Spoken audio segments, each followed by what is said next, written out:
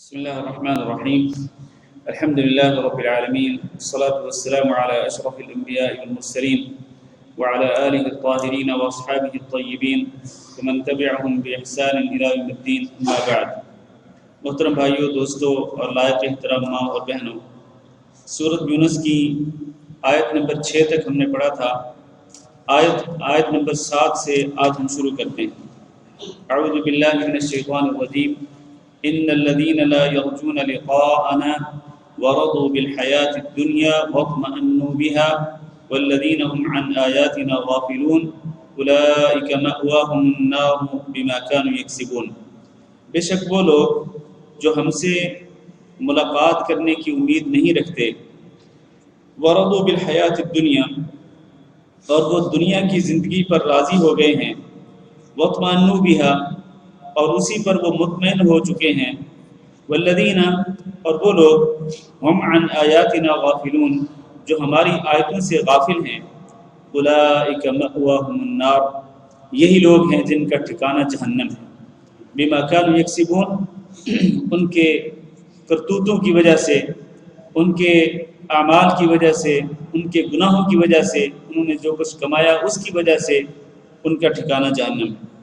ان دو آیتوں کے اندر اللہ رب العزت نے دنیا پر راضی ہونے والے اور دنیا پر مطمئن ہونے والے اور اللہ تعالیٰ کی آیات سے غافل ہونے والے لوگوں کا انجام ذکر فرمایا ہے کہ جو لوگ اللہ تعالیٰ سے ملاقات کی امید نہیں رکھتے۔ ملاقات کی امید نہ رکھنے کا مطلب کیا ہے؟ مطلب یہ ہے کہ ان کو آخرت پر یقین نہیں ہے کہ ہمیں قیامت کے دن اٹھنا ہے اور اللہ رب العزت کے سامنے پیش ہونا ہے، ان کو اس پر کوئی یقین نہیں، بلکہ کوئی امید نہیں اللہ تعالیٰ سے ملاقات کرنے کی، اللہ تعالیٰ کے سامنے پیش ہونے کی کوئی امید نہیں ہے، اور وہ صرف دنیا کو ہی سب کچھ سمجھتے ہیں، لہذا وہ دنیا پر راضی ہو چکے ہیں اور دنیا پر مطمئن ہو چکے ہیں، اسی لیے وہ اپنی دنیا کو سنوارنے میں ہی لگے رہتے ہیں، اپنے دین کی کوئی فکر نہیں کرتے، آخرت کی کوئی فکر نہیں کرتے، بس دنیا کو ہی سنوارنے پر ساری توانائیاں لگا دیتے ہیں، دن اور رات کھپا دیتے ہیں، محنت کرتے ہیں، جد و جہد کرتے ہیں، اور اسی طرح کوششیں کرتے ہیں صرف اور صرف دنیا کو سنوارنے کے لیے، اور پھر اس کے ساتھ ساتھ وہ اللہ تعالیٰ کی آیات سے غافل ہیں۔ تو اللہ نے فرمایا ایسے لوگوں کا ٹھکانہ کیا ہے؟ جہنم ہے۔ ایسے لوگوں کا ٹھکانہ جہنم ہے والعیاذ باللہ، اس لیے کہ انہوں نے سب کچھ دنیا کو ہی سمجھ لیا ہے، دین کو کوئی حیثیت نہیں دی، بلکہ دین سے غافل ہیں اور آخرت سے بالکل غافل ہیں، تو ان کا ٹھکانہ یقینی طور پر جہنم ہے۔ تو اس آیت سے ہمیں جو سبق ملتا ہے، ہمیں جو درس ملتا ہے سیکھنے کے لیے، وہ کیا ہے؟ وہ یہ ہے کہ دنیا سے دل نہیں لگانا چاہیے اور دنیا پر راضی نہیں ہونا چاہیے، دنیا پر مطمئن نہیں ہونا چاہیے، اور صرف دنیا کو ہی سنوارنے کے لیے انسان کو دغدغہ نہیں کرنی چاہیے، بلکہ اصل چیز جس کو سنوارنے کے لیے انسان کو دغدغہ کرنی چاہیے وہ کیا ہے؟ وہ اصل چیز دین ہے، اور اصل چیز آخرت ہے۔ آخرت کے لیے انسان عمل کرے، اپنے دین کو سنوارے، دینی حالت کو بہتر سے بہتر کرے، اپنا عقیدہ درست کرے، اپنے اعمال کی اصلاح کرے، تاکہ اس کے لیے قیامت کے دن اللہ تعالیٰ کے عذاب سے نجات پانے کا کوئی سامان بن سکے اور سامان مہیا ہو سکے۔ اور پھر دنیا کیا ہے جس پر انسان راضی ہو جاتا ہے؟ دنیا ہے کیا؟ دنیا کی تو کوئی حیثیت نہیں ہے۔ اللہ تعالیٰ نے قرآن مجید میں فرمایا وَمَا الْحَيَاةُ الدُّنْيَا إِلَّا مَتَاعُ الْغُرُورِ، کہ دنیا کی زندگی جو ہے وہ تو دھوکے کا سامان ہے، اور دنیا کی کوئی حیثیت ہی نہیں ہے۔ دنیا ایک مردہ مرا ہوا بکری کا بچہ جو ہے، اس کی کیا کوئی حیثیت ہوتی ہے؟ کیا اس کو کوئی شخص خریدنے کے لیے تیار ہوتا ہے؟ جیسے کہ نبی صلی اللہ علیہ وسلم نے ایک موقع پر اسی طرح پوچھا تھا کہ مردہ بکری کا بچہ جو ہے اس کو کون خریدے گا؟ تو کوئی شخص بھی اس کو ایک درہم کے بدلے میں بھی خریدنے کے لیے تیار نہ ہو۔ نبی صلی اللہ علیہ وسلم نے فرمایا کہ جس طرح یہ مردہ بکری کا بچہ جس طرح تمہارے نزدیک حقیر ہے اور اس کی کوئی حیثیت نہیں، اللہ کے نزدیک دنیا اس سے بھی زیادہ حقیر ہے، جس کو سنوارنے کے لیے ہم دن رات لگا دیتے ہیں، اس کی تو کوئی حیثیت نہیں ہے دنیا کی۔ لہذا جس طرح نبی صلی اللہ علیہ وسلم نے فرمایا کن فی الدنیا کأنک غریب او عابر سبیل، دنیا میں اس طرح رہو جس طرح ایک اجنبی ہوتا ہے، جس طرح ایک مسافر ہوتا ہے۔ ہمیں تو مسافر کی طرح اس دنیا میں بھیجا گیا ہے۔ ہم مسافر جو ہے وہ کبھی بھی کسی ایک جگہ پہ سفر کے دوران کسی ایک جگہ پہ وہ دل لگا کے نہیں بیٹھتا، وہ اپنا مقصد پورا کرنے کے لیے وہ کسی جگہ پہ ٹھہرتا ہے، پھر وہاں سے چھوڑ کے چلا جاتا ہے۔ یہ جو دنیا ہے ہمارے لیے مسافر خانہ ہے، اور ہمیں اس دنیا کو چھوڑ کے جانا ہے، اصل آخرت ہے۔ تو ہم سب کو آخرت کے لیے سوچنا چاہیے۔ اللہ تعالیٰ سے دعا کرتے ہیں کہ اللہ رب العزت ہمیں اپنی آخرت کو سنوارنے کی توفیق نصیب فرمائے۔ اس کے بعد فرمایا ان الذین آمنوا وعملوا الصالحات، بے شک وہ لوگ جو ایمان لائے اور اچھے عمل کرتے رہے، یہدیہم ربہم بایمانہم، ان کا رب ان کو ہدایت دے گا ان کے ایمان کی وجہ سے، ان کے ایمان کی وجہ سے اللہ تعالیٰ ان کی رہنمائی کر دے گا۔ اللہ تعالیٰ ان کو اللہ رب العزت توفیق دے گا کہ وہ حق اور باطل میں فرق کر سکیں گے، صحیح اور غلط کو پہچان سکیں گے ان کے ایمان کی وجہ سے۔ جو لوگ ایمان لائے اور اچھے عمل کرتے رہے ان کے لیے ایک خاص بات ہے کہ اللہ تعالیٰ ان کے ایمان کی وجہ سے ان کو ہدایت دے دے گا۔ اور اس کا ایک معنی یہ بھی کیا گیا ہے کہ اللہ رب العزت ان کی رہنمائی فرمائے گا، یعنی قیامت کے دن جب تمام لوگوں کو پل صراط پر سے گزرنا ہوگا تو اللہ رب العزت ایمان والوں کو اور اچھے عمل کرنے والوں کو پل صراط پر سے آسانی کے ساتھ گزار دے گا۔ یہ کتنی بڑی فضیلت ہے میرے عزیز بھائیو۔ پل صراط جو کہ بال سے زیادہ باریک اور تلوار سے زیادہ تیز، اور اس پر سے سب کے سب لوگوں کو گزرنا ہوگا، حتیٰ کہ انبیاء کو بھی اس پل صراط پر سے گزرنا ہوگا۔ وَإِن مِّنكُمْ إِلَّا وَارِدُهَا، تم میں سے ہر شخص کو اس پل صراط پر سے گزرنا ہے۔ وہاں پر پھر کیا ہوگا؟ ثُمَّ نُنَجِّي الَّذِينَ اتَّقَوْا وَنَذَرُ الظَّالِمِينَ فِيهَا جِثِيًّا، یہ پل صراط جہنم کے اوپر بنائی جائے گی۔ فرمایا پھر ہم ان لوگوں کو نجات دیں گے اور ان کو پل صراط سے عبور کرنے کی توفیق دیں گے، اور دوسرے کنارے پہ ان کو پہنچائیں گے جو تقوی اختیار کرتے تھے، جو دنیا کے اندر اللہ تعالیٰ سے ڈرتے تھے، ایمان والے تھے، اچھے عمل کرتے تھے، اور اللہ تعالیٰ سے ڈر کر وہ اللہ کی نافرمانی سے اپنے دامن کو بچاتے تھے۔ اللہ فرماتے ہیں ہم ان کو اس پل صراط کو عبور کرنے کی توفیق دیں گے۔ وہ اس پل صراط کو عبور کر کے دوسرے کنارے پہ پہنچ جائیں گے، اور دوسرے کنارے پہ کیا ہوگا؟ جنت ہوگی۔ تو اللہ تعالیٰ ان ایسے لوگوں کو جنت میں پہنچا دے گا۔ لیکن وَنَذَرُ الظَّالِمِينَ فِيهَا جِثِيًّا، وہ لوگ جو اپنی جانوں پر ظلم کرتے رہے، گناہوں کے ارتکاب کر کے، برائیوں کے ارتکاب کر کے اللہ رب العزت کو ناراض کرتے رہے، اللہ تعالیٰ فرماتے ہیں ہم ان کو اوندے منہ جہنم کے اندر گرا دیں گے اور وہ پر صراط کو عبور نہیں کر سکیں گے۔ تو یہاں اللہ تعالیٰ نے جو فرمایا ان الذین آمنوا وعملوا الصالحات یہدیہم ربہم بایمانہم، اس کا ایک معنی یہ بھی کیا گیا ہے کہ جو لوگ ایمان لائے اور اچھے عمل کرتے رہے ان کو ان کا رب ان کے ایمان کی وجہ سے رہنمائی کر دے گا۔ مطلب یہ ہے کہ اللہ تعالیٰ ان کو پل صراط پر سے آسانی سے گزار دے گا اور وہ جنت میں داخل ہو جائیں گے۔ اللہ تعالیٰ ہم سب کو انہی خوش نصیب لوگوں میں شامل فرمائے۔ تجری من تحتہم الانہار، جو لوگ اس طرح پل صراط کو عبور کر کے جنت میں پہنچ جائیں گے ان کے نیچے نہریں جاری ہوں گی۔ تجری من تحتہم الانہار، ان کے نیچے نہریں جاری ہوں گی۔ فی جنات النعیم، وہ نعمتوں والی جنتوں کے اندر ہوں گے۔ دعواہم فیہا، نعمتوں والی جنتوں کے اندر وہ کس طرح رہیں گے، ان کی پکار کیا ہوگی، ان کی زبان سے کیا نکلے گا، کیا بول ان کی زبان پہ آئیں گے؟ فرمایا دعواہم فیہا سبحانک اللہم، ان کی زبان پر ان کا جو بول ہوگا، ان کی جو پکار ہوگی وہ ہوگی سبحانک اللہم، سبحان اللہ کہیں گے، اللہ رب العزت کی تسبیح، اللہ کی تقدیس کو بیان کریں گے۔ جیسے کہ رسول اکرم صلی اللہ علیہ وسلم نے فرمایا، صحیح مسلم میں حدیث ہے کہ اہل جنت کی زبانوں پر اللہ تعالی حمد و تسبیح کے الفاظ جاری کر دے گا، اور ایسا الہام فرمائے گا اللہ تعالیٰ ان کو کہ جیسے سانس کا الہام ہوتا ہے۔ معنی یہ ہے کہ جس طرح ایک انسان سانس لیتا ہے، سانس نکلتا ہے، جاتا ہے، آتا ہے، جاتا ہے، آتا ہے، سانس کے جانے آنے میں کوئی دقت نہیں ہوتی ہے، کوئی تکلیف نہیں ہوتی ہے، تو بالکل اسی طرح سے آسانی کے ساتھ اللہ تعالیٰ اہل جنت کی زبانوں پر حمد اور تسبیح کے الفاظ کو جاری کر دیں گے، اور اہل جنت سبحان اللہ سبحان اللہ سبحان اللہ پڑھیں گے، اور اللہ رب العزت کی تسبیح بیان کریں گے، اللہ رب العزت کی تقدیس کو بیان کریں گے۔ دعواہم فیہا سبحانک اللہم، ان کی پکار، ان کی زبان کے بول کیا ہوں گے، وہ کہیں گے اے اللہ تو پاک ہے۔ وتحیتہم فیہا سلام، اور ان کا ایک دوسرے کے لیے، یعنی جنتیوں کا ایک دوسرے کے لیے جو تحفہ ہوگا، وہ جو گفٹ ہوگا وہ کیا ہوگا؟ السلام علیکم السلام علیکم السلام علیکم. وہ ایک دوسرے کو سلامتی کا پیغام دیں گے, ایک دوسرے کے لیے سلامتی کی دعائیں دیں گے, تو یہ ان کا ایک دوسرے کے لیے ہدیہ ہوگا. وآخر دعواہم, اور ان کا آخری جو کلام ہوگا, یعنی اگر اہل جنت اکٹھے ہوں گے اور وہ آپس میں گفتگو کریں گے, اللہ تعالیٰ کی تسبیح بھی بیان کریں گے, ایک دوسرے سے حال احوال بھی پوچھیں گے اور جنت کی نعمتوں کا تذکرہ بھی کریں گے. آخر میں سب سے آخری جو ان کی بات ہوگی وہ کیا ہوگی؟ الحمدللہ رب العالمین. اس اللہ کا شکر ادا کریں گے جس اللہ نے اپنے فضل و کرم کے ساتھ ان کو جنت میں پہنچایا. الحمدللہ, تمام تعریفیں اللہ تعالیٰ کے لیے ہیں جو کہ رب العالمین ہے. رب العالمین کا معنی کیا ہے؟ تمام جہانوں کا جو رب ہے, تمام جہانوں کا خالق ہے, تمام جہانوں کا مالک ہے, پوری کائنات کے امور کی تدبیر کرنے والا ہے.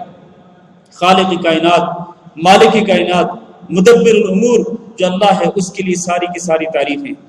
تو وہ لوگ جو جنت میں جائیں گے وہ اس طرح سے اللہ رب العزت کی حمد اور تسبیح بیان کریں گے, ایک دوسرے کو سلامتی کا پیغام دے کر ہدیہ دیں گے, اور اسی طرح اللہ رب العزت کی تعریف بیان فرمائیں گے. اللہ تعالی ہم سب کو ان میں شامل فرمائیں. پھر فرمایا وَلَوْ يُعَجِّلُ اللَّهُ لِلنَّاسِ وَلَوْ يُعَجِّلُ اللَّهُ لِلنَّاسِ الشَّرَّ وَاسْتِعْجَالَهُم بِالْخَيْرِ لَقُضِيَ إِلَيْهِمْ أَجَلُهُم. ذرا آپ کی توجہ چاہتا ہوں, اگر اللہ تعالی جلدی کر دے لوگوں کے لیے شر کو, یہ معنی ترجمہ کر رہا ہوں آیت کا, اگر اللہ تعالی جلدی کر دے لوگوں کے لیے شر کو, استعجالہم بالخیر, جس طرح یہ اپنے لیے خیر کو جلدی طلب کرتے ہیں, لقضی الیہم اجلہم, تو ان کا کام تمام کر دیا جائے گا, ان کا کام تمام کر دیا جاتا, ان کا اجل جو ہے وہ پورا کر دیا جاتا. اس کا کیا معنی ہے؟ اس کے دو معنی ہیں. پہلا معنی یہ ہے کہ جس طرح یہ لوگ اپنے لیے خیر کو جلدی طلب کرتے ہیں, جس طرح کہ ہر انسان کی فطرت ہے, ہر انسان اپنے لیے, اپنے بیوی بچوں کے لیے جلدی خیر کو طلب کرتا ہے, یعنی اللہ تعالیٰ سے مانگتا ہے کہ اللہ مجھے یہ خیر بھی دے دے, میرے بیوی بچوں کو یہ خیر بھی عطا کر دے, یہ بھلائی بھی عطا کر دے. انسان جلدی طلب کرتا ہے. کان الانسان عجولا, انسان بہت جلد باز ہوتا ہے. انسان یہ چاہتا ہے کہ فلاں چیز بھی جلدی مل جائے, فلاں چیز بھی جلدی مل جائے, فلاں چیز بھی جلدی مل جائے. جس طرح یہ انسانوں کی فطرت ہے, اسی طرح سے ان کافروں نے ادھم مچا رکھا تھا, اور وہ اللہ کے نبی صلی اللہ علیہ وسلم سے مطالبہ کر رہے تھے بار بار کہ اگر آپ اللہ کے سچے رسول ہیں نا تو پھر لائیں اللہ کے عذاب کو, اللہ کے عذاب کو لا کے دکھائیں. ہم دیکھتے ہیں کس طرح آپ اپنے آپ کو سچا نبی ثابت کرتے ہیں, لائیں پھر اللہ کا عذاب. جس طرح اللہ تعالیٰ نے قرآن مجید میں فرمایا وَإِذَا تُتْلَى عَلَيْهِمْ آيَاتُنَا بَيِّنَاتٍ وَإِذَا تُتْلَى عَلَيْهِمْ آيَاتُنَا, سورۃ الانفال میں اللہ تعالیٰ نے فرمایا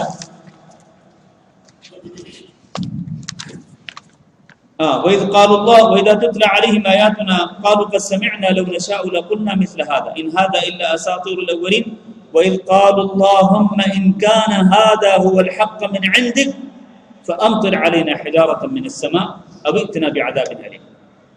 یہ کہنے لگے کافر کہ اللہ اگر یہ حق ہے تیری طرف سے تو پھر ہمارے اوپر آسمان سے پتھروں کی بارش کر دیں, دیکھتے ہم تو کیسے ہمارے اوپر پتھروں کی بارش نازل کرتا ہے. اگر یہ حق ہے نا واقعتاً تو پھر پتھروں کی بارش نازل کر دے. ابھی اتنا بھی عذاب علیم, یا پھر تو دردناک عذاب لے آ ہمارے لیے, جس کی تو ہمیں دھمکی دیتا ہے ہر وقت, ہمیں ڈراتا ہے, جس سے لے آ پھر وہ عذاب. تو اللہ تعالیٰ فرماتے ہیں کہ جس طرح یہ لوگ اللہ کے عذاب کا جلد مطالبہ کر رہے ہیں, اگر اسی طرح سے اللہ تعالیٰ ان کے اس مطالبے کو پورا کر دیتا تو کیا ہوتا؟ لَقُضِيَ إِلَيْهِمْ أَجَلُهُمْ, تو ان کا کام تمام کر دیا جاتا. یہ تباہ و برباد ہو چکے ہوتے, کب سے ان کا خاتمہ ہو چکا ہوتا. لیکن اللہ تعالیٰ ایسے نہیں کرتا, اللہ تعالیٰ ڈھیل دیتا ہے, اللہ تعالیٰ مہلت دیتا ہے. تو پہلا معنی یہ ہے کہ جس طرح یہ لوگ اپنے لیے خیر اور بھلائی کو جلدی طلب کرتے ہیں, بالکل اسی طرح سے یہ لوگ اللہ تعالیٰ سے شر کو بھی جلدی طلب کرتے ہیں کہ لے عذاب کا مطالبہ کرتے ہیں. اگر اللہ تعالیٰ ان کے اس مطالبے کو پورا کرتے ہوئے ان پر اپنا عذاب نازل کر دیتا تو ان کا کام تمام ہو چکا ہوتا. لَقُضِيَ إِلَيْهِمْ أَجَلُهُمْ, ان کا اجل پورا ہو چکا ہوتا اور یہ تباہ و برباد ہو چکے ہوتے. لیکن اللہ ایسے نہیں کرتا. یہ پہلا معنی. دوسرا معنی یہ ہے, اور اس معنی پر بھی ذرا غور کیجئے, یہ ہمارے متعلق ہے، یہ صرف کافروں سے متعلق نہیں، ہمارے متعلق ہے، وہ یہ ہے کہ ایک انسان جس طرح اللہ تعالیٰ سے مطالبہ کرتا ہے کہ اللہ مجھے اور میرے بیوی بچوں کو، میرے بہن بھائیوں کو یہ خیر بھی عطا کر دے، وہ خیر بھی عطا کر دے، یہ خیر بھی عطا کر دے، ہر قسم کی خیر و بھلائی کا انسان مطالبہ کرتا ہے اللہ تعالیٰ سے، بالکل اسی طرح سے بعض اوقات انسان اپنے بیوی بچوں سے یا اپنی آپ سے، اپنی جان سے تنگ آ کر بعض اوقات بد دعا بھی کر دیتا ہے انسان، اور بد دعا کرتے ہوئے انسان شر کا مطالبہ کرتا ہے اللہ تعالیٰ سے، یعنی بری چیز کا مطالبہ کر دیتا ہے۔ بعض اوقات خاص طور پر کئی مائیں ایسی ہوتی ہیں جو اپنے بچوں سے، اور اسی طرح باپ بھی ایسے ہوتے ہیں، کئی باپ ایسے ہوتے ہیں کہ جو اپنی نافرمان اولاد سے تنگ آ کر بعض اوقات اپنی زبان سے بد دعا کر دیتے ہیں۔ اللہ تعالیٰ کہتا ہے کہ جس طرح تم بد دعائیں کرتے ہو نا، اگر اللہ تعالیٰ تمہاری ان بد دعاؤں کو قبول کرتے ہوئے، اللہ تعالیٰ بد دعاؤں کو قبول کرتے ہوئے وہ شر نازل کر دے جس کا تم مطالبہ کر رہے ہو بد دعاؤں کے اندر، تو کب سے کام تمام ہو چکا ہوتا تمہارا، اور کب سے یہ ساری چیز ختم ہو چکی ہوتی۔ لیکن اللہ ایسے نہیں کرتا ہے، ایسے نہیں کرتا اللہ تعالیٰ کہ کسی کی بد دعا کو اسی وقت قبول کر لے، نہیں، اللہ تعالیٰ ایسے نہیں کرتا۔ اللہ تعالیٰ کے اپنے اغراض و مقاصد ہیں، اللہ تعالیٰ کی حکمتیں ہیں، اللہ تعالیٰ ہر کام اپنی حکمت کے تحت کرتا ہے، اپنی تدبیر کے تحت کرتا ہے۔ یہ نہیں کہ لوگ جس طرح بد دعائیں کریں اللہ تعالیٰ اسی طرح کرے۔ اگر لوگوں کی بد دعاؤں کی طرح اللہ تعالیٰ شر کو جلدی نازل کر دیتا، نقصان نازل کر دیتا، تو پھر کیا ہوتا؟ پھر ان لوگوں کا خاتمہ ہو چکا ہوتا ہے، ان کا اجل ختم ہو چکا ہوتا ہے، ان کا کام تمام ہو چکا ہوتا ہے۔ لیکن اللہ رب العزت ایسے نہیں کرتا۔ اس میں ہمارے لیے تنبیہ ہے کہ ہمیں کبھی بھی بد دعا نہیں کرنی چاہیے، بد دعا سے ہمیں بچنا چاہیے۔ اسی لیے رسول اکرم صلی اللہ علیہ وسلم نے ارشاد فرمایا، حدیث ذرا غور سے سنیے، فرمایا لا، اور حدیث صحیح مسلم کے اندر بھی ہے اور سنن ابو داؤد کے اندر بھی ہے، فرمایا لا تدعوا علی انفسکم، اپنے اوپر بد دعا نہ کیا کرو۔ بعض اوقات کبھی انسان اپنے آپ سے تنگ کر اپنے اوپر ہی بد دعا کر دیتا ہے، اپنے اوپر اپنے خلاف بد دعا نہ کیا کرو۔ ولا تدعوا علی اولادکم، اور اپنی اولاد کے خلاف بھی بد دعا نہ کیا کرو۔ ولا تدعوا علی خدمکم، اور اپنے نوکروں پر بھی بد دعا نہ کیا کرو۔ ولا تدعوا علی اموالکم، اور اپنی مال، اپنی جائیدادوں پر بھی بد دعا نہ کیا کرو۔ کہیں ایسا نہ ہو کہ لا توافقوا من اللہ تبارک و تعالی ساعة لیل فیہا عطاء فیستجیب لکم، کہیں ایسا نہ ہو کہ جس گھڑی میں تم بد دعا کرو وہ گھڑی قبولیت کی گھڑی ہو، اور پھر اللہ تعالیٰ تمہاری اس بد دعا کو قبول کر لے، اور پھر تمہارا اپنا نقصان ہو جائے، یا تمہارے بیوی بچوں کا نقصان ہو جائے، یا تمہارے مال اور جائیداد کا نقصان ہو جائے، تو تم اس طرح نہ کیا کرو۔ اس لیے بد دعا سے بچنا چاہیے۔ اس آیت کا بھی یہی مفہوم ہے کہ فرمایا لو يعجل اللہ للناس الشر، اگر اللہ تعالیٰ لوگوں کے لیے شر کو جلدی لے آتا، یعنی تمہاری بد دعاؤں کے مطابق اللہ تعالیٰ اگر کسی نقصان کو لے آتا، استعجالہم بالخیر، جس طرح کے لوگ خیر کو بھی جلدی طلب کرتے ہیں، اگر اس طرح اللہ تعالیٰ جلدی تمہاری بد دعاؤں کو قبول کر کے اس نقصان کو لے آتا، تو پھر کیا ہوتا؟ لقضی الیہم اجلہم، تو ان کا اجل پورا ہو چکا ہوتا، ان کا کام تمام ہو چکا ہوتا۔ فنذر الذین لا یرجون لقاءنا، اللہ فرماتے ہیں ہم چھوڑ دیتے ہیں ان لوگوں کو جو ہماری ملاقات کی امید نہیں رکھتے۔ کس طرح چھوڑ دیتے ہیں؟ فی طغیانہم یعمہون، وہ اپنی سرکشی میں بھٹکتے رہتے ہیں۔ جو لوگ ہم سے ملاقات کی امید نہیں رکھتے اور وہ سرکشی اختیار کرتے ہیں، تو اللہ تعالیٰ فرماتے ہیں ہم ان کو چھوڑ دیتے ہیں، وہ اپنی سرکشی کے اندر بھٹکتے رہتے ہیں، وہ سرگرداں رہتے ہیں۔ یہ کافروں کے بارے میں ارشاد فرمایا۔ اس کے بعد فرمایا وَإِذَا مَسَّ الْإِنسَانَ الضُّرُّ دَعَانَا لِجَنبِهِ، اور جب کسی انسان کو کوئی تکلیف پہنچتی ہے، دعانا، تو وہ ہم سے دعا کرتا ہے، لِجَنبِهِ، اپنے پہلو پر لیٹے ہوئے بھی، او قاعدا، یا بیٹھے ہوئے بھی، او قائما، یا کھڑے ہوئے بھی۔ جب بھی کسی انسان کو تکلیف پہنچتی ہے تو پھر وہ کیا کرتا ہے؟ وہ اللہ اللہ کرنا شروع کر دیتا ہے، اللہ کو پکارنا شروع کر دیتا ہے، لیٹا ہے تب بھی، بیٹھا ہے تب بھی، کھڑا ہے تب بھی، ہر حال میں۔ جب تکلیف آ گئی تو تکلیف کو دور کرنے کے لیے اللہ تعالیٰ کو پکارنا شروع کر دیتا ہے، بیٹھے ہوئے بھی، لیٹے ہوئے بھی، کھڑے ہوئے بھی۔ لیکن فلما کشفنا عنہ ضرہ، جب ہم اس کی تکلیف کو دور کر دیتے ہیں، اس کی تکلیف کو ٹال دیتے ہیں، پھر کیا ہوتا ہے؟ مرہ ویسے گزر جاتا ہے کہ لم یدعنا، کہ جیسے اس نے ہمیں پکارا ہی نہیں تھا، جیسے اس نے ہم سے دعا ہی نہیں کی تھی، الی ضر مسہ، اس تکلیف کو دور کرنے کے لیے جو اس کو چھوئے تھی، جو تکلیف اس پر آئی تھی اس تکلیف کو دور کرنے کے لیے جس طرح اس نے ہمیں پکارا ہی نہیں تھا۔ یعنی حالت یہ ہو جاتی ہے کہ یہ بالکل ہی ہمیں بھلا دیتا ہے، اللہ تعالیٰ کو بالکل ہی بھلا دیتا ہے کہ جیسے اس نے ہمیں پکارا ہی نہیں تھا۔ اور میرے بھائیوں، یہ جو ہے یہ ایسی چیزیں جو ہمارے اندر بھی موجود ہیں، ہم اس کا اعتراف کرنا چاہیے ہمیں کہ جب کبھی تکلیف آتی ہے تو تکلیف دور کرنے کے لیے ہم بار بار اللہ تعالیٰ کے سامنے اپنے ہاتھوں کو پھیلاتے ہیں، اور یہ اچھی بات ہے۔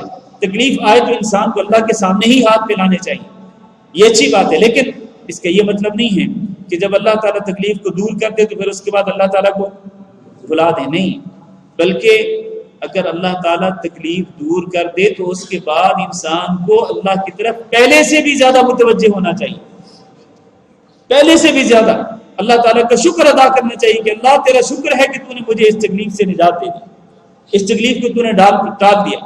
پھر وہ اس کے بعد اپنی پہلے سے بھی زیادہ اصلاح کرے، اپنا عقیدہ درست کرے، اپنے نظریات کو درست کرے، اپنے اعمال کی اصلاح کرے، پہلے سے بھی زیادہ ہونا تو یہ چاہیے۔ لیکن اکثر و بیشتر کیا ہوتا ہے یہ ہے کہ جب تکلیف ٹل جاتی ہے تو پھر اللہ تعالیٰ بالکل ہی بھول جاتا ہے، اور یہ بہت بری بات ہے۔ اسی لیے اللہ تعالیٰ نے فرمایا كَذَلِكَ زُيِّنَ لِلْمُسْرِفِينَ مَا كَانُوا يَعْمَلُونَ، اسی طرح سے مزین کر دیا جاتا ہے حد سے تجاوز کرنے والوں کے لیے ما كانوا يعملون، وہ جو وہ عمل کرتے ہیں، یعنی جو کچھ وہ کر رہے ہوتے ہیں وہ اسی کو ہی اچھا سمجھتے ہیں۔ اور یہ کن لوگوں کے لیے؟ جو حد سے تجاوز کرتے ہیں۔ حد سے تجاوز کرنے والے لوگ سمجھتے ہیں کہ جو کچھ ہم کر رہے ہیں وہی صحیح ہے، اور وہ کسی نصیحت کرنے والے کی بات پر غور کرنا بھی ضروری نہیں سمجھتے، وہ سمجھتے ہیں کہ ہم جو کچھ کر رہے ہیں صحیح کر رہے ہیں، جو ہمارا عمل ہے وہی صحیح ہے، تو کسی نصیحت کرنے والے کی بات پر وہ کان ہی نہیں دھرتے ہیں۔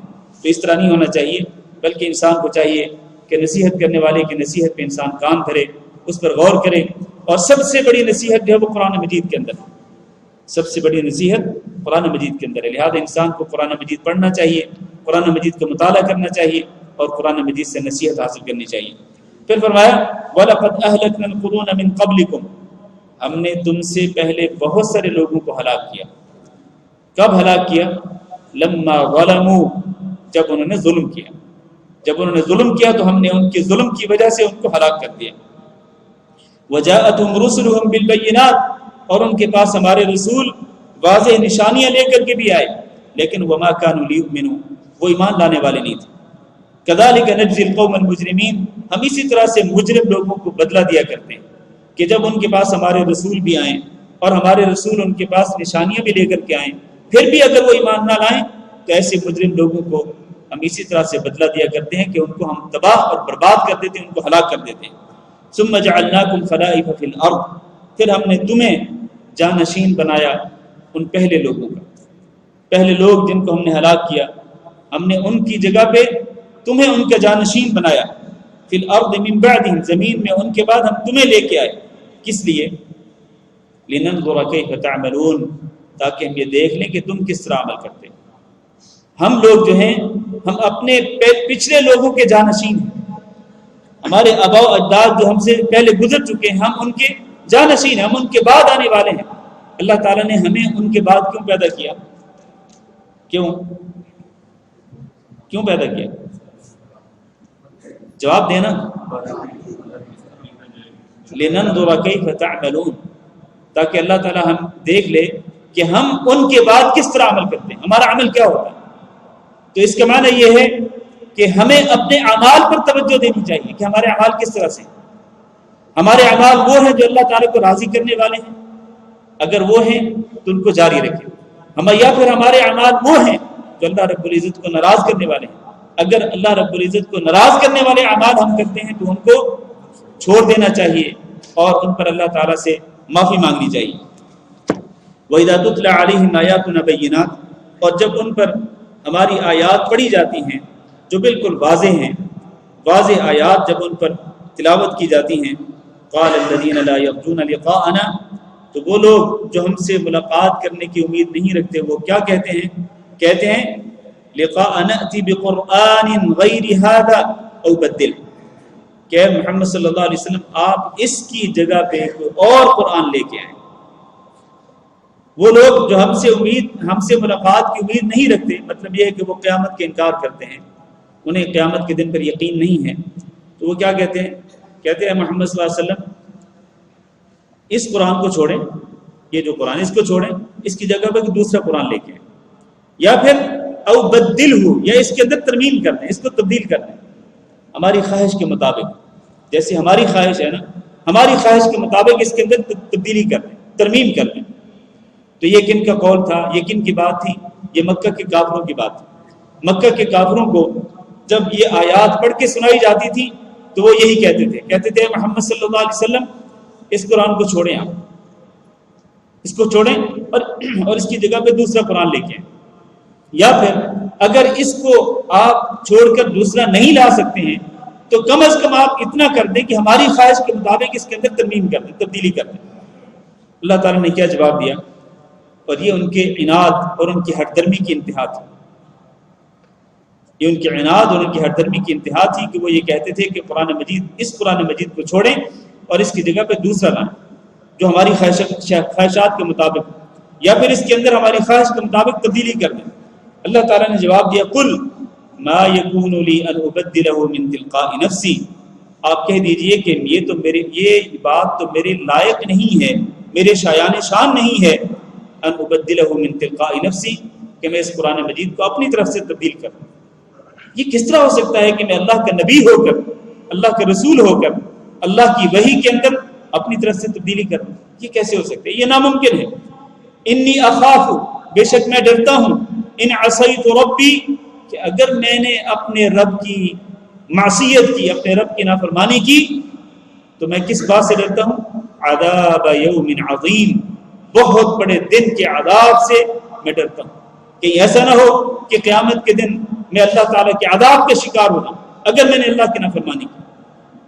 مطلب یہ ہے کہ تمہاری خواہشات کے مطابق اگر میں نے قرآن مجید کے اندر تبدیلی کر دی تو مجھے خطرہ ہے کہ کہیں قیامت کے دن میرے اوپر اللہ تعالیٰ عذاب نہ نازل کر دے، قیامت کے دن اللہ تعالیٰ مجھے عذاب کے اندر مبتلا نہ کر دے۔ تو اس لیے یہ ناممکن ہے کہ میں تمہارے مطالبے کے مطابق اس قرآن کو چھوڑ کر کوئی دوسرا قرآن لے کے آؤں، یا اس قرآن کے اندر کوئی تبدیلی کر دوں، یہ ہو ہی نہیں سکتا۔ مجھے اللہ تعالیٰ کے عذاب کا ڈر ہے۔ اور یہاں آپ دیکھیں اس آیت سے ہمیں ایک سبق ملتا ہے سیکھنے کے لیے، وہ یہ ہے کہ اگر حضرت محمد صلی اللہ علیہ وسلم جو امام الانبیاء ہیں، جو امام الرسل ہیں، سید الاولین والآخرین ہیں، اگر ان سے اللہ تعالیٰ کی معصیت ہو جاتی، اللہ تعالیٰ کی نافرمانی کا کوئی عمل ہو جاتا، تو اس آیت سے معلوم ہوتا ہے کہ ان کو اللہ تعالیٰ نعوذ باللہ اللہ تعالیٰ ان کو عذاب میں مبتلا کرتا اگر ان سے معصیت ہوتی تو، جبکہ اللہ تعالیٰ نے تو تمام انبیاء کو معاصی سے، گناہوں سے، برائیوں سے پاک رکھا ہے، ان کو پاک رکھا، اور خود ہمارے نبی صلی اللہ علیہ وسلم معصوم عن الخطا تھے۔ لیکن یہ بات سمجھانے کے لیے کہی جا رہی ہے کہ اگر ایسے ہوتا کہ آپ صلی اللہ علیہ وسلم معصیت کرتے، اللہ کی نافرمانی کرتے، تو جناب محمد صلی اللہ علیہ وسلم کو اللہ تعالیٰ کے عذاب کو چکھنا پڑتا۔ اگر نبی صلی اللہ علیہ وسلم کے بارے میں یہ بات ہے تو پھر میں اور آپ کیا ہے، میری اور آپ کی کیا حیثیت ہے کہ ہم اگر اللہ تعالیٰ کی نافرمانی کریں، اللہ تعالیٰ کی معصیت کریں، تو کیا ہمیں اللہ کے عذاب کا ڈر نہیں ہونا چاہیے؟ اور محمد صلی اللہ علیہ وسلم ڈر رہے ہیں کہ کہیں اگر میں اللہ تعالیٰ کی معصیت کر لوں تو میرے اوپر عذاب آئے گا، بہت بڑے عذاب، بہت بڑے دن کے عذاب جو ہے اس میں مبتلا ہونے سے ڈر رہے نبی صلی اللہ علیہ وسلم۔ تو جبکہ آپ صلی اللہ علیہ وسلم تو معصوم عن الخطا تھے، تو ہم جو کہ ہم گناہوں کے اندر ڈوبے ہوئے ہیں، ہمیں تو اللہ تعالیٰ کے عذاب کا اور زیادہ ڈر ہونا چاہیے کہ قیامت کے دن ہمارے ساتھ کیا ہوگا۔ اللہ تعالیٰ سے دعا کرتے ہیں کہ اللہ رب العزت ہماری نافرمانیوں پر، ہمارے گناہوں پر ہم سے درگزر فرمائے، اور قیامت کے دن کے عذاب سے اللہ تعالیٰ ہم سب کو محفوظ رکھے۔ اللہ نے فرمایا قل لو شاء ان اتبع الا ما یوحى الی، ان اتبع الا ما یوحى الی، میں تو صرف اس کی اتباع کرتا ہوں جو میری طرف وحی نازل کی جاتی ہے. اس لیے یہ نہیں ہو سکتا کہ میں قرآن مجید کے اندر کوئی تبدیلی کر دوں اپنی طرف سے یا اس کو چھوڑ کر کوئی اور قرآن لے کے آؤں. نہیں، میں تو صرف اللہ تعالیٰ کی وحی کی اتباع کرتا ہوں. انی اخاف ان عصیت ربی عذاب یوم عظیم قل لو شاء اللہ ما تلوته علیکم. آپ کہہ دیجئے اگر اللہ تعالیٰ چاہتا تو میں اس قرآن مجید کو تمہیں پڑھ کے نہ سناتا. ولا ادراکم به، اور نہ ہی اللہ تعالیٰ تمہیں اس کی اطلاع کرتا. فقد لبثت فیکم عمرا من قبلہ، اس سے پہلے یعنی اس قرآن مجید کے نازل ہونے سے پہلے میں تمہارے اندر عمر کا ایک بہت بڑا حصہ گزار چکا ہوں. 40 سال میں گزار چکا ہوں قرآن مجید کے نازل ہونے سے پہلے. افلا تعقلون، کیا تم عقل نہیں کرتے ہو؟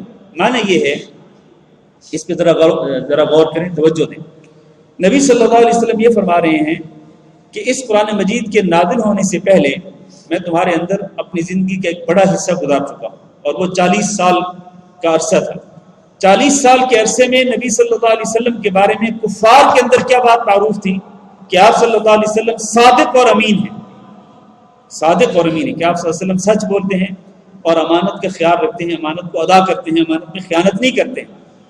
تو اس 40 سالہ عرصے میں جبکہ ابھی اللہ تعالیٰ کی طرف سے وہی نازل نہیں ہوئی تھی، آپ صلی اللہ علیہ وسلم اللہ کے نبی نہیں بنے تھے، نبوت اور رسالت کا منصب آپ کو عطا نہیں کیا گیا تھا.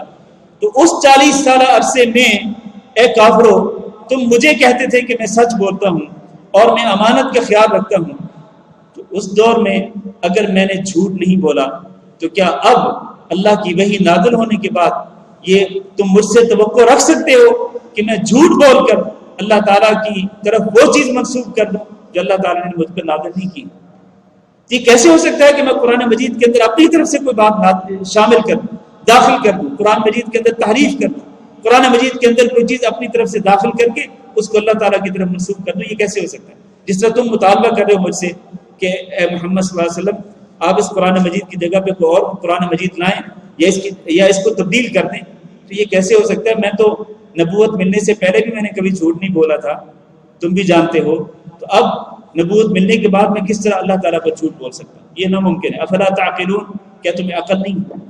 اسی لیے اس کے بعد فرمایا فمن اظلم ممن افترى على الله كذبا او كذب بآياته، اس سے بڑا ظالم کون ہو سکتا ہے جو اللہ پر جھوٹ گھڑے یا پھر اللہ کی آیات کو جھٹلا دے. یہ نہیں ہو سکتا ہے کہ میں اللہ رب العزت کی آیات یا اللہ رب العزت پر میں جھوٹ گھڑوں، یہ ناممکن ہے. انه لا يفلح المجرمون، یقینی طور پر مجرم لوگ جو ہیں وہ کامیابی پانے والے نہیں. آخری آیت پڑھ لیں پھر انشاءاللہ درس ختم کرتے ہیں. وَيَعْبُدُونَ مِن دُونِ اللَّهِ، یہ مکہ کے کافروں کے بارے میں اللہ تعالیٰ فرما رہے ہیں کہ یہ لوگ اللہ کو چھوڑ کر ان کی پوجا کرتے ہیں جو نہ ان کو نقصان پہنچا سکتے ہیں اور نہ ہی ان کو نفع پہنچا سکتے ہیں.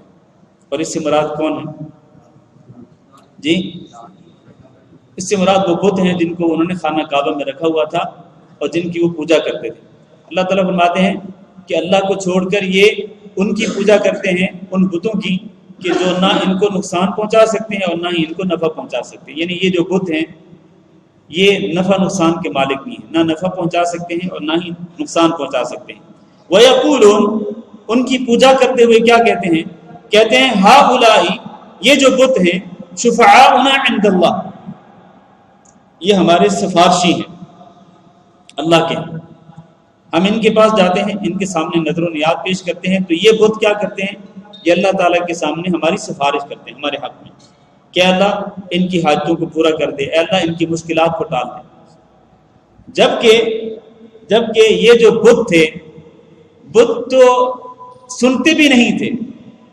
ان تدعوہم لا یسمعوا دعاءکم، تم اگر ان کو پکارو نا تو یہ تمہاری پکار کو سنیں گے بھی نہیں. وَلَوْ سَمِعُوا مَا اسْتَجَابُوا لَكُمْ، اور اگر بالفرض سن بھی لینا یہ بت تمہاری بات کو تو یہ تمہاری بات کا جواب بھی نہیں دے سکتے.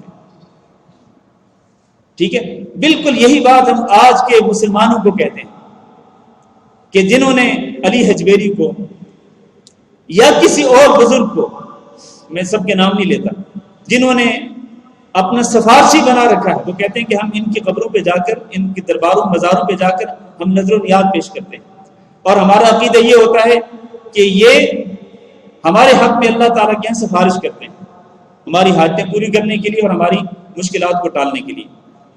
تو بالکل یہی بات ہم کہتے ہیں کہ جس طرح وہ بت نہیں سنتے تھے اور وہ نفع نقصان کے مالک نہیں تھے اور وہ اللہ تعالیٰ کے یہاں شفاعت نہیں کر سکتے تھے، بالکل اسی طرح سے یہ بزرگان دین بھی نفع نقصان کے مالک نہیں ہیں اور یہ اللہ تعالیٰ کے یہاں سفارش بھی نہیں کر سکتے ہیں، اور سفارش کرنا تو دور کی بات ہے، یہ تو تمہاری بات کو، تمہاری پکار کو سنتے بھی نہیں ہیں۔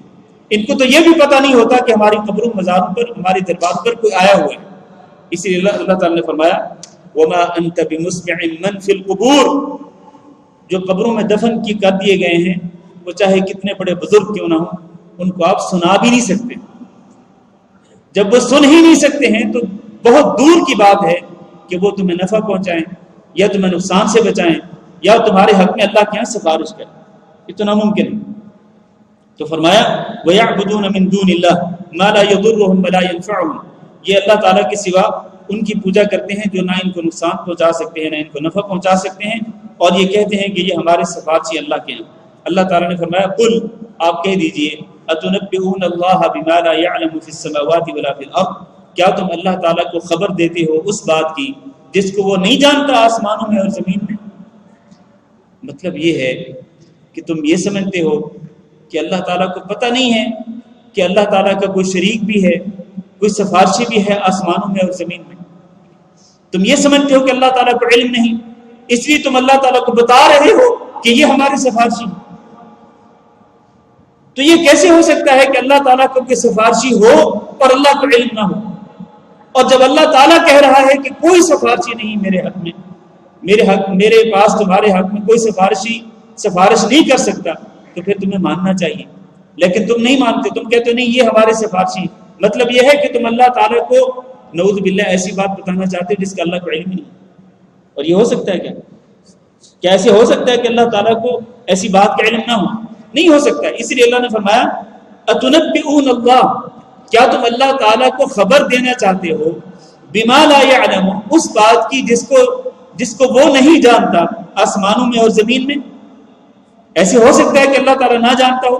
اللہ نے فرمایا سبحانہ، اللہ تعالیٰ پاک ہے، وتعالی، اور اللہ تعالیٰ بلند و بالا ہے، عما یشرکون، اس سے جو یہ شرک کر رہے ہیں۔